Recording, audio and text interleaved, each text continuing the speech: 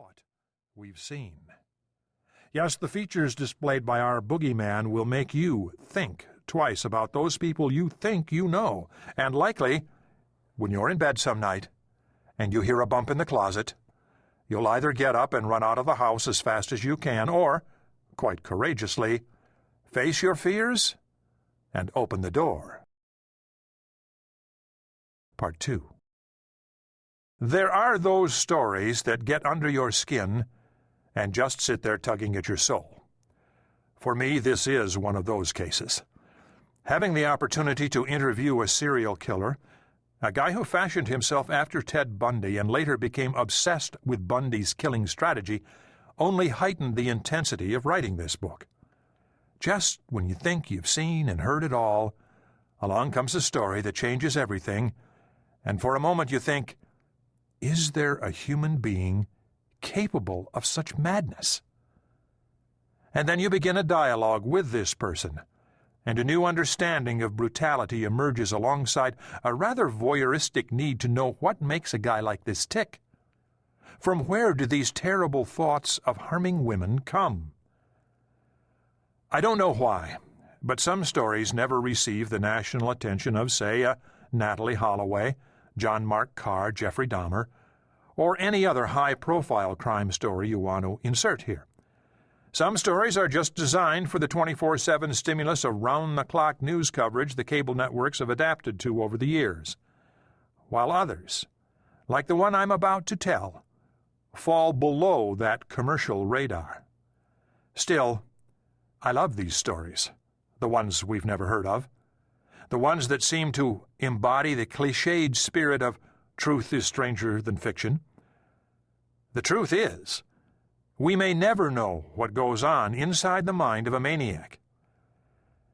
Yet for the first time in my career, I believe I've come close. In this story, the killer speaks, loud and clear. Part 3. Hundreds of hours of interviews made this book possible, with prosecutors and crime victims, family members of victims, detectives, patrol officers, investigators of all types, forensic specialists, profilers, and, of course, a killer and jailhouse snitch. In no other book I've written, however, have I used more inside, anonymous sources who have helped me, through their courage, to get to the truth and put every piece of this complex crime story together. I cannot thank those courageous people enough for coming forward and making this book what it is. Part 4. There may be a question as to why I refer to Ned Snelgrove as a serial killer. I questioned this myself. I've written 2 books about serial killers before this one.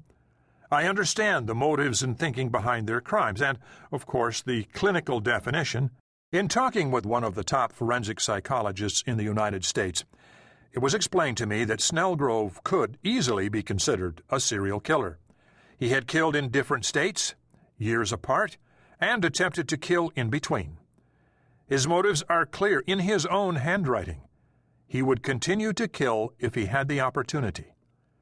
Add to that the additional murders that sources claim he's responsible for, and a classic serial murderer emerges. M. William Phelps, January of 2008, Vernon, Connecticut. If anyone kills a person, the murderer shall be put to death at the evidence of witnesses, but no person shall be put to death on the testimony of one witness. Moreover, you shall not take ransom for the life of a murderer who is guilty of death, but he shall surely be put to death.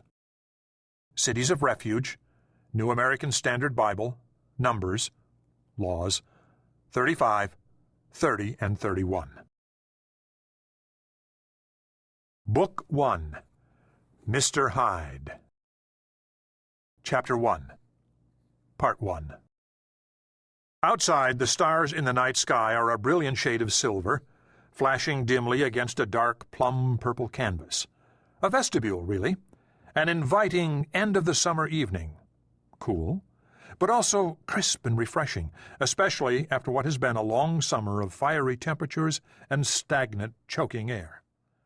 This beautiful night doesn't seem to have an effect on this.